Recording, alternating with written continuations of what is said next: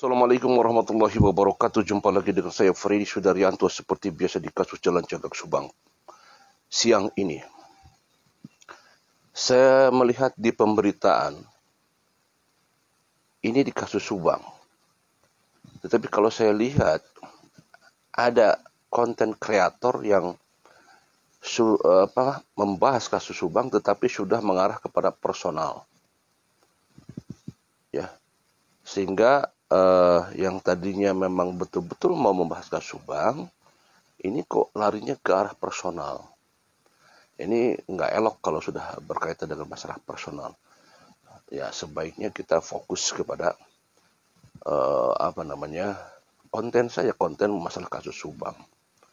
Saya lihat ada salah satu orang yang dibahas oleh konten kreator, yaitu seseorang yang bernama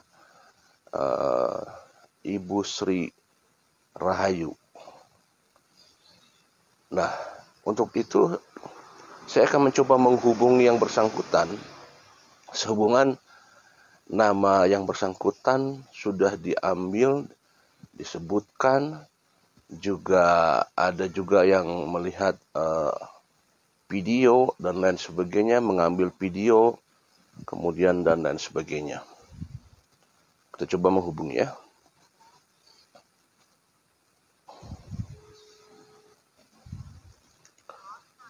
Halo, Assalamualaikum.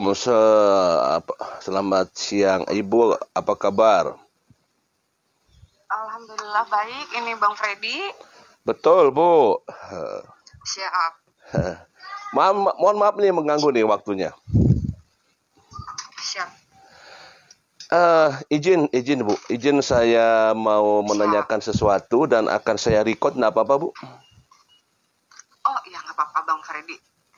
Oke. Gimana Bang? Gini, saya lihat di beberapa pemberitaan ke belakang, kemudian saya lihat ya ada profil ibu itu disebut dan diperlihatkan di salah satu konten kreator.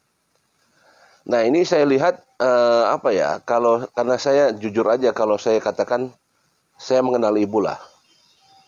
Nah, karena saya melihat apa yang disampaikan juga, sehingga saya rasanya ingin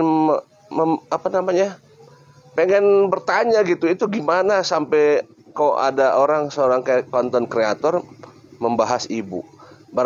Bagaimana nih menurut Ibu? Baik Bang Freddy, Bismillahirrahmanirrahim. Assalamualaikum warahmatullahi wabarakatuh. Ya. Saya sebagai orang yang diberitakan di dalam konten tersebut, kalau tidak salah nama kontennya itu Pencari Keadilan, yang pemiliknya itu Furi. Iya.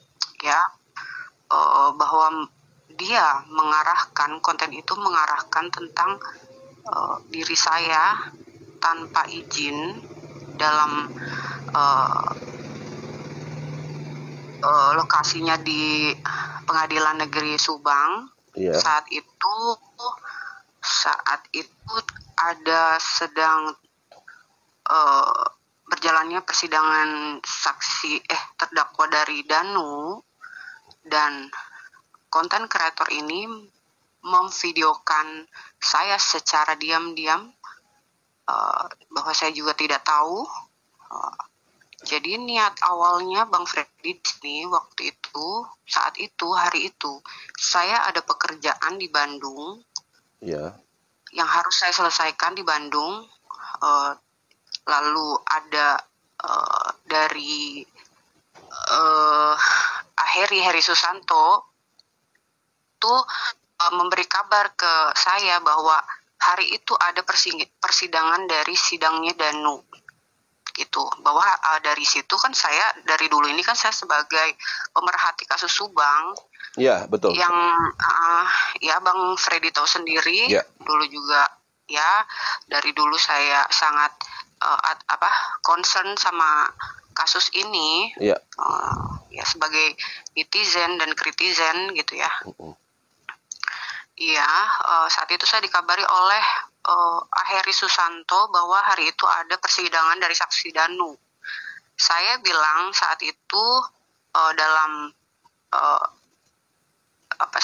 chat WhatsApp ya ke Aheri bahwa insya Allah kalau ada waktu saya akan datang ke PN Subang kalau waktunya cukup gitu kan, karena sekalian saya akan menuju arah pulang gitu kan ke tol Subang. Saat itu masih sekitar jam mungkin siang menjelang sore ya kalau saya tidak salah ingat. Itu saya masuk ke PN Subang, saya memarkirkan mobil saya di luar PN Subang, saya bertemu dengan pengacara Danu dan semua YouTuber yang ada di situ. Saya sebentar bertanya bagaimana jalannya sidang dan saya juga sempat masuk ke sidang, di ruang sidang, tapi itu tidak lama karena saya harus segera pulang. Bang Freddy, begitu ceritanya. Saya tidak tahu ada Bapak Furi ini memvideokan diri saya yang saya hendak akan ke toilet. Begitu. Itu kronologisnya. Adapun pemberitaan yang sekarang sangat masif terhadap diri saya, itu sangat merugikan saya. Dan itu fitnah yang sangat keji yang saya terima, bahwa Bapak Furi dengan kontennya di pencari keadilan beralasan itu adalah ruang terbuka yang boleh siapa saja menyorot itu ya, memvideokan siapa saja. Setahu saya mungkin boleh karena orang lain atau orang yang dituju tidak tahu. Tapi kalau orang yang dirugikan dan diarahkan untuk menjadi pelaku kasus 340 itu sangat dirugikan. Apalagi saya tahu di kontennya pencari keadilan, Bapak Furi itu melakukan di video itu melakukan slow motion berkali-kali mengarahkan wajahnya kepada saya dan mengarahkan opininya, ya. Itu dugaan saya seperti itu. Kalau tidak sengaja, kalau beliau tidak sengaja, rasanya tidak seperti itu. Itu Bang Freddy. Sekarang ini saya sangat down, keluarga saya sangat down, anak-anak saya down, semuanya keluarga saya merasa dirugikan karena saya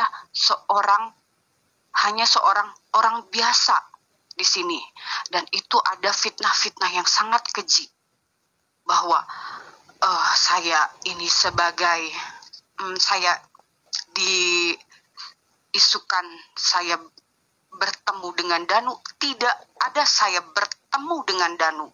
Bagaimana saya harus bertemu Danu sedangkan Danu dijaga oleh LPSK? Ya. Bagaimana? Siapa saya? Kalaupun saya dibilang ada isu saya istri jenderal, di mana saya seorang istri jenderal? Tidak ada itu semua, Bang Freddy. Itu sangat fitnah yang sangat merugikan diri saya dan keluarga saya. Ada lagi opini-opini bahwa pribadi nama panjang saya dikeluarkan oleh mereka dan diarahkan saya sebagai pelaku. Ya, Bang Freddy, saya tidak tahu lagi di mana hati nurani mereka. Ya, itu di konten yang lain kali, Bu, ya, bukan di yang Puri kali, yang. Ya mungkin ya, Bang Freddy ya.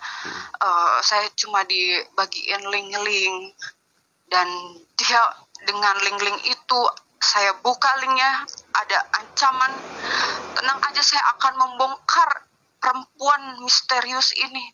Saya perempuan misterius. kalau Bang Freddy telepon saya angkat karena Bang Freddy kenal sama saya. Ya. Apakah saya perempuan misterius, Bang Freddy? Ya, saya kenal Ibu. Karena saya sudah berkomunikasi Ibu dari awal-awal kasus Subang ini. Jadi saya tahu persis lah siapa Ibu gitu. Jadi sangat apa yang disampaikan mereka itu sangat jauh sekali gitu. Ya. Apalagi saya punya anak ya Bang Freddy ya. Saya terpukul sekali dengan pemberitaan yang sangat jauh sekali sudah di luar akal logika saya. Ada apa ini? Apa yang kalian cari dari hidup saya? Dengan mengatakan bahwa saya menggunakan mobil sedan, itu pun fitnah yang sangat keji. Saya tidak punya mobil tersebut, apalagi sampai memblow up kepemilikan mobil tersebut. Saya rasa orang yang memiliki mobil tersebut, saya mohon maaf karena mobil Anda dipampang di konten-konten, dan saya pastikan itu bukan mobil saya, Bang Freddy. Ya. Ya, memang saya lihat itu di salah satu konten juga. Mungkin ini ada dua konten yang berbeda nih, Bu ya. Yang satu memang kalau saya lihat satu konten itu adalah memvideokan Ibu pada saat lagi berjalan. Kemudian dengan judul ada wanita misterius gitu. Kemudian konten satu lagi adalah mengupas jati diri Ibu sampai disebutkan nama, kemudian dan lain sebagainya lah di sana ada. Ya kalau saya pribadi sih sebenarnya dan lain sebagainya apa Bang Freddy? Kamu nggak tega ngomong sama saya? Ya ada yang disampaikan masalah ya nama daripada Ibu, kemudian juga ya tadi mobil, kemudian juga ada masalah perkuliahan dan lain sebagainya gitu, Bu. Itu Bang Freddy, bahwa selama ini saya menutup diri saya ya Bang Freddy, karena saya tidak mau saya terkenal atau pansos dari kasus ini, Bang Freddy. Ya. Apakah Bang Freddy tahu nama panjang saya? Enggak, saya jujur aja, saya belum tahu. Nama Ibu aja saya belum tahu itu yang seperti itu. Nama lengkap saya Nama lengkap Ibu saya belum tahu. Baru lihat itu aja saya tahunya. Saya selama ini tidak pernah di media apapun, media sosial saya tidak pernah menggunakan nama lengkap saya. Dan saya tidak pernah memberi akses untuk orang luar masuk ke media sosial saya. Saya tidak mau, karena saya punya privasi, kehidupan sendiri. Tapi oleh seorang konten kreator, mereka membuka jati diri saya, Bang Freddy, dengan mengumbar nama lengkap saya, lalu dengan mengarahkan saya, ada yang mengarahkan saya sebagai pelaku, dan melaporkan kepada Kapolri di situ bahwa harus diusut. Saya ini apa? Saya punya anak, Bang Freddy. Saya tahu bagaimana kondisi media sosial saat ini sangat berbahaya. Seseorang memberikan nama lengkap itu sangat berbahaya. Saya takut menyangkut keselamatan diri saya, keselamatan anak saya, keluarga saya, orang tua saya. Itu Bang Freddy. Kenapa betul. Ada seseorang yang melakukan doxing terhadap diri saya? Ya ini tanpa ada Bang Freddy, tanpa ada izin dari saya. Itu saya kecewa di situ, Bang Freddy. Kan itu sudah mencari privasi seseorang, dan privasi itu kan sangat rahasia. Kalau misalkan yang bersangkutan tidak mau diambil privasinya, kan itu sebenarnya sudah menyalahi ya seperti itu. Karena jangankan privasi seperti nama dan lain sebagainya, yang memang itu kan tidak semua orang bisa mau untuk bisa dibuka di umum gitu. Seperti itu. Dan memang saya pikir gini, pada saat konten kreator membahas masalah kasus Subang, kemudian kok lebih ke personal gitu. Jadi sudah tidak lagi, harusnya kalau ngurusin kasus ya kasus, tidak usah ke personal gitu. Apalagi kalau ngurusin personal yang jelas-jelas tidak jelas juntrungannya, tidak jelas tidak jelas materinya apa, kemudian tiba-tiba membahas ke personal. Ya tidak elok lah kalau begitu seorang konten kreator membahas masalah personal. Kalau mau membahas kasus ya kasus aja, nggak usah bawa personal gitu. Kalau menurut saya begitu, Bu. Ya, Bang Freddy, itulah yang saya pikirkan beberapa hari ini. Dan saya, kesimpulan saya dari pemberitaan yang sangat merugikan saya dan keluarga saya, tidak segan-segan saya akan melakukan tindakan yang terukur, Bang Freddy, supaya tidak ada lagi berita atau fitnahan yang menimpa saya dan keluarga saya, apalagi diarahkan sebagai salah satu dari pelaku 340. Tidak ada di dalam pikiran saya. Itu sudah terlalu jauh. Kalau hal ini masih terus berlanjut dari konten-konten tersebut, saya dengan sangat terpaksa dan sangat, meskipun hati saya sedih, Bang Freddy, melaporkan itu, tapi saya sebagai warga negara Indonesia ya, saya harus melakukan tindakan yang terukur, Bang Freddy, supaya ya kita sadar kita berada di wilayah hukum mana.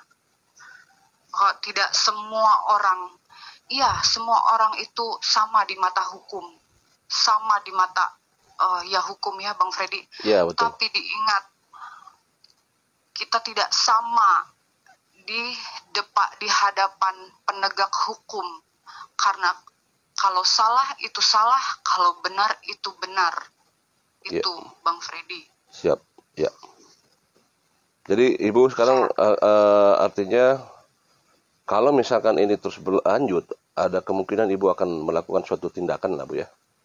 Insya Allah, ya Bang Freddy.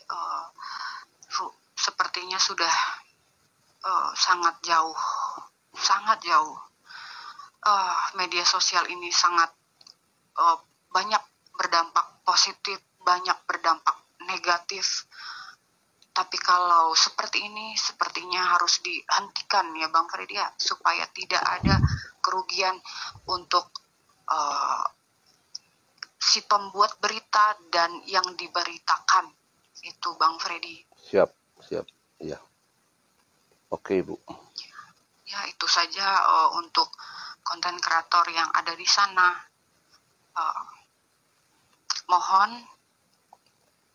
Mohon dengan sangat, jika kalian masih punya hati nurani, mohon agar video yang kalian arahkan untuk diri saya itu terserah kalian lah. Kalian punya hati nurani, bagaimana saya tidak akan memaksa, tapi saya mohon izinkan saya untuk mengklarifikasi di hadapan dan membersihkan nama baik saya. Itu Bang Freddy, izin. Siap. Saya juga tidak mengenal kalian semua secara pribadi, personal, tidak mengenal kalian. Saya tidak tahu Anda siapa. Saya tidak mengenal Anda sedikit pun. Kita tidak pernah bertemu. Saya tidak tahu apa yang ada di akal dan hati kalian memberitakan saya sangat masif, dan ada berita-berita yang fitnah yang sangat keji.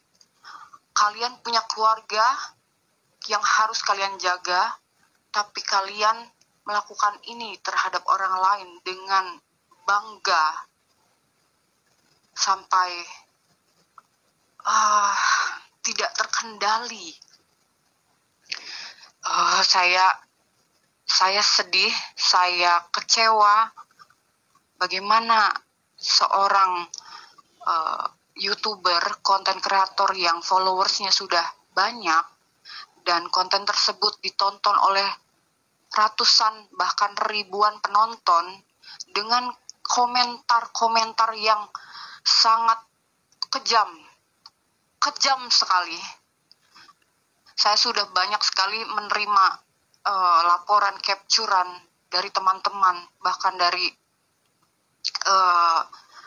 yang kerja dengan saya, Bang Freddy. Bayangkan ya. Maaf, driver, pembantu saya sampai mengcapture kalimat-kalimat komentar-komentar yang ada di dalam komen itu. Ibu, ini bagaimana? Ibu, ya Allah, Ibu, ini kenapa? Ini kejam sekali, Ibu. Sampai begitu, Bang Freddy. Orang-orang yang kerja sama saya, mungkin orang-orang yang di sekeliling saya itu shock. Kok ada gitu loh pemberitaan yang mengarahkan seperti ini, fitnah-fitnah keji. Itu, Bang Freddy, kecewa mereka ya sebagai orang-orang yang dekat dengan saya, Bang Freddy. Ya itu aja, Bang Freddy. Ya, siap. Bang Freddy. Ya. Oke. Bang Freddy mungkin mengenal diri saya. Apakah saya pantas menjadi pelaku di kasus ini, Bang Freddy? Ya. Karena saya tahu perjalanan Ibu dari sejak saya kenal dengan Ibu gitu. Ya, kalau saya katakan disebut dengan kebaikan, nggak bisa saya sebutkan lah. Tetapi yang jelas bahwa ini suatu hal yang fitnah yang terlalu besar gitu. Kalau memang saya lihat itu gitu. Ya gitu, Bu. Iya, Bang Freddy. Ya, ada juga saya menyampaikan ada kalimat hahaha dengan ketawa gitu ya, Bang Freddy, dengan kalimat yang ejekan gitu. Dengan kalimat yang sedikit mengejek, barangkali sedikit mengejek ya, Bang Freddy ya. Saya tahu kayak gitu kan, saya tahu ibu ini pekerjaannya apa, usahanya apa. Itu nanti silahkan Bapak Kapolri, Propam apa ini itu menelusuri. Saya akan memberikan informasi jika diperlukan. Ini apa, Bang Freddy? Ini ada apa? Bahwa pekerjaan saya sebagai wira swasta, penjual wira swasta yang mencari laba 1.000, 2.000, 3.000 saya kumpulkan untuk makan, untuk sekolah, untuk sedikit ada lebih saya bisa membantu, insya Allah gitu ya, membantu orang yang membutuhkan. Diarahkan juga saya sebagai pelaku, Bang Freddy. Iya. Astagfirullahalazim, di mana hati nuraninya, Bang Freddy? Ya Allah, ini sudah terlalu jauh, Bang. Iya. Ya, Bu, udah terlalu jauh, Bu. Nah, ini aja. Pokoknya Ibu Mas sekarang gini,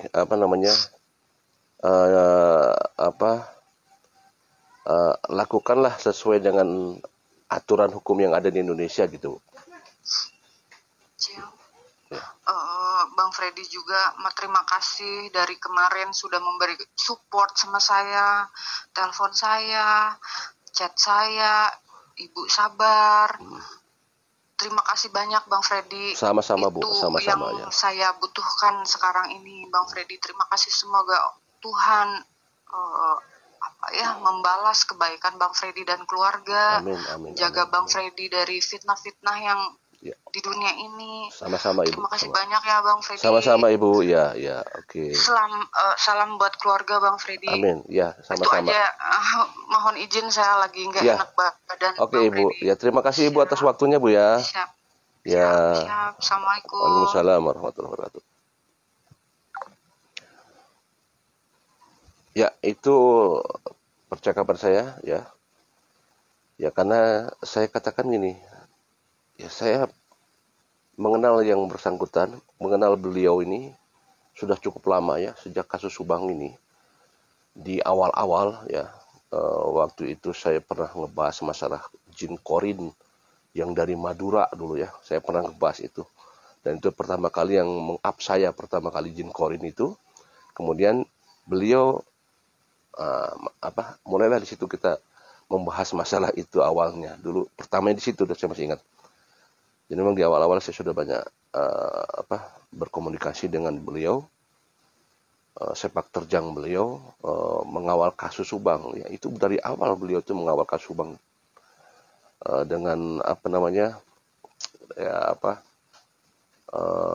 beliau mencoba mencari informasi, kemudian bagaimana supaya supaya terkuak kasus Subang ini gitu.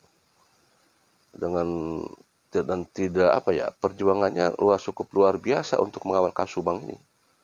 Sehingga memang kalau misalkan ada arahan-arahan ke arah yang tidak jelas, ya saya juga ikut wah ini udah nggak benar gitu kan, bahwa justru ya beliau ini yang betul-betul mengawal kasus Subang. Malah orang-orang ini yang ngomongin ini dulu belum ada di kasus Subang, ya belum muncul orang-orang ini yang ngomong-ngomongin ini.